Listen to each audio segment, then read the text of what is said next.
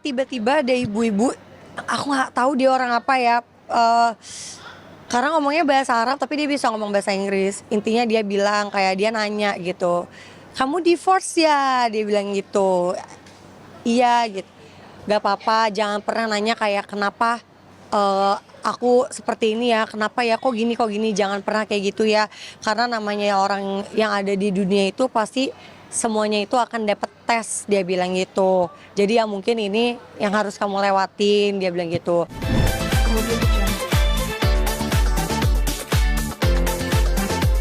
Jangan diceritain mungkin sebenarnya apa mungkin perjalanan hidupnya. Alhamdulillah perjalanannya dari awal sampai pulang nggak ada hambatan satu apapun, alhamdulillah semuanya dilancarin banget banget banget banget. Umroh alhamdulillah 3 kali, bener-bener dilancarin banget gitu. Yang pertama, umroh pas baru dateng, yang kedua ba'dal umroh, jadi mengumrohkan orang yang udah nggak ada. Yang ketiga kemarin umroh di, Ramadan hari pertama gitu, karena katanya kan kalau misalnya kita umroh di hari Ramadan dari 1 Ramadan sampai 30 Ramadan itu sama seperti orang yang haji katanya gitu, bersamaku katanya gitu. Dikasih taunya seperti itu gitu, makanya alhamdulillah banget bisa puasa di sana juga, tarawih di sana juga, walaupun masya Allah ya sangat crowded banget, rame sekali karena benar-benar di sana hanya mikirin ibadah ibadah ibadah aja gitu. Jadi apa ya, punya pengalaman tersendiri lah gitu. Ada pengalaman unik nggak selama umroh mungkin ketemu dengan siapa atau ketika ibadah? Di sana aku selalu disamperin anak kecil. Pokoknya di sana nggak tahu kenapa aku selalu disamperin sama anak kecil, kalau nggak sama ibu-ibu. Maksudnya ibu-ibu tuh orang tua yang tiba-tiba kasih nasehat, yang tiba-tiba kayak nyabar-nyabarin gitu. Pokoknya dua itu deh, anak kecil sama orang tua gitu. Nggak tahu kenapa. Masalah ada nggak sih pasti juga kayak Ada yang ngasih tasbih juga. Itu aku benar-benar lagi lihat Ka'bah, aku lagi baca titipan surat gitu, terus tiba-tiba lagi gini ada yang ngasih aja gitu di depan. Bingung kayak pakai bahasanya juga aku nggak paham ya, intinya kayak ambil gitu. Yaudah aku ambil terus aku simpen gitu. itu kan disamperin anak kecil juga gitu. Mungkin ada Iya. orang mungkin nggak pada ada obrolan apa yang menarik mungkin. Tiba-tiba ada ibu-ibu, aku nggak tahu dia orang apa ya, eee, karena ngomongnya bahasa Arab tapi dia bisa ngomong bahasa Inggris. Intinya dia bilang kayak dia nanya gitu, "Kamu divorce ya?" Dia bilang gitu. "Iya," gitu. "Nggak apa-apa, jangan pernah nanya kayak kenapa, aku seperti ini ya, kenapa ya, kok gini, jangan pernah kayak gitu ya. Karena namanya orang yang ada di dunia itu pasti semuanya itu akan dapat tes," dia bilang gitu. "Jadi ya mungkin ini yang harus kamu lewatin," dia bilang gitu.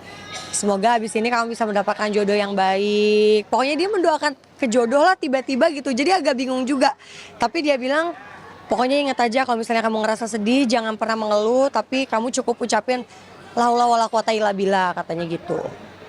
Ada doa khususnya nggak selama umroh? Sehat, sehat, minta ampun dulu sama semua apapun yang pernah aku perbuat, baik disengaja maupun tidak disengaja, terus minta sehat dulu sih, sama minta diberkahkan hidupnya, dijauhkan dari orang-orang yang berniat tidak baik. Itu sih intinya. Anak-anak mungkin seperti apa Kak mungkin selama mereka umroh mungkin lewat Kalau umroh video call, pas aku tawaf pun juga aku sempat video call anak-anak gitu supaya anak-anak lihat gitu. Itu yang bikin mereka makin kayak, "Kapan aku bisa ke sana? Kapan ajak aku ke sana?" gitu. selama umroh mungkin anak-anak mungkin ada minta doain atau Nggak ada sama sekali, cuma minta Mama berdoa ya di depan Ka'bah supaya aku bisa ke sana juga. sekalian belajar apa selama umroh mungkin cara berpakaian mungkin. Belajar cara di sana itu sabar, ikhlas ya. Karena kenapa sabar? Karena kayak itu kan orang banyak yang ngantri ini itu. Nah, ya udah kita harus sabar gitu. Mungkin kalau di sini ada rasa-rasa kayak ih apaan sih? Kok harus kayak gini gini gini. Kalau di sana lebih sabar. Makanya kan begitu pulang dari sana tuh pengen banget lebih belajar sabar, ikhlas, pasrah gitu. Dan juga selama umroh mungkin semalam juga dapat sahur juga ya. Dapat, dapat sahur juga. Ya Masya Allah, nggak nyangka aja bisa kena di sana karena kan takutnya kemungkinan baru di tanggal 19-nya gitu, tapi ternyata sempet taraweh di sana juga, sempat lihat apa sih yang dari Zam-Zam Tower-nya kan nyala ya kalau bulan Ramadan gitu. Jadi amazed aja ngeliat itu, setelah taraweh baru kita tawaf. Nyesek sih itu dari baru mulai jalan depan Ka'bah sampai 7 puteran sampai sholat sehabis tawaf nangisnya nggak berhenti. Makanya bengep banget sih, muka bengep banget, nangis semua karena aku udah bilang ya Allah, rasa kesel, rasa sedih, rasa marah, rasa kecewaku yang kemarin-kemarin aku tinggal di sini semua ya, karena aku mau pulang dengan lembaran baru, benar-benar yang udah ikhlas dengan semua yang terjadi dalam hidup aku selama 30 tahun gitu. Jadi itu sih. Mungkin ada pas ketika sama 3 malam mungkin ada doa yang kakak pengen Kalau doanya selalu sama sebenarnya dari awal sampai akhir. Intinya sehat dulu aja, bisa sehat, bisa jadi orang yang ikhlas, bisa jadi orang yang bermanfaat lah buat orang lain gitu. Dikelilingi orang-orang yang positif gitu sih. itu umur tetap sering kata first time. Ya, Biasanya kan ada keinginan sampai ke sana lagi mungkin wah kemarin setelah aku dari Madinah aku ke Mekah, di Mekah aja aku udah kangen banget sama Madinah. Ini sih bakalan kangen sih karena apa ya, di sana itu setiap azan kita itu pasti berlomba-lomba untuk dapat saf gitu buat sholat.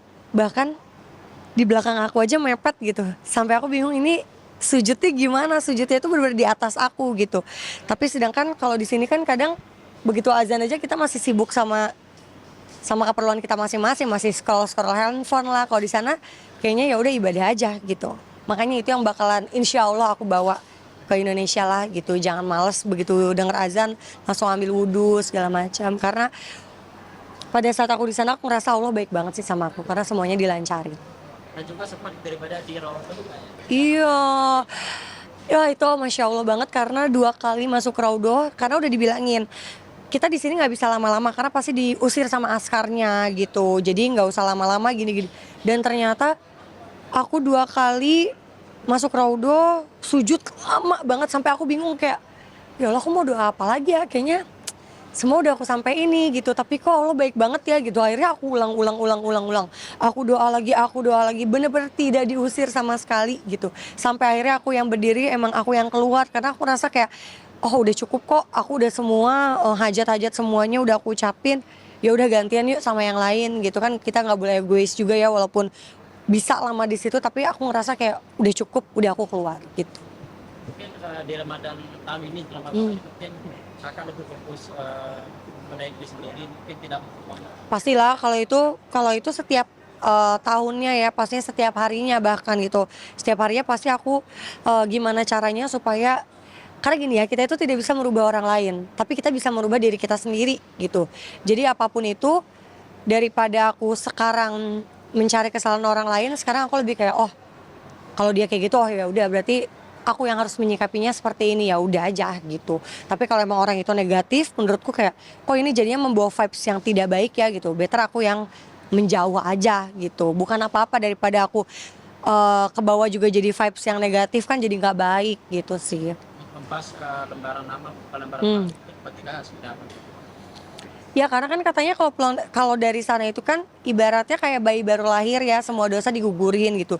Jadi ya jangan disia-siakan aja sih, jangan sampai nyampe sini kayak ada rasa gimana-gimana sama orang. Jadi makanya aku bilang ya Allah, aku udah ikhlas apapun yang terjadi, fitnahan apapun yang terjadi, omongan orang yang tidak baik apapun, kayak oh ya udah gitu. Karena yang tahu, yang punya CCTV 24 jam itu kan Allah ya gitu.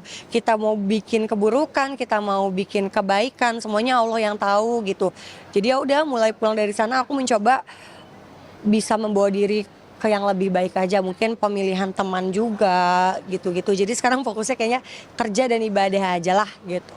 tapi kalau kakak sendiri kalau untuk tahun ini kalau Yang mungkin lebih fokus ke karir sendiri ini lebih fokus ke karir sendiri atau pasangan Aduh aku nggak berani kalau ngomong kayak gitu ya, karena aku takutnya bilang aku nggak mikirin pasangan, tahu-tahu kayak Allah kasih buat aku, ya udah gitu. Kalau udah namanya udah jalan Tuhan, mau kita tolak juga pasti ya udah, mau itu udah jalannya, udah takdirnya, kita nggak bisa gitu.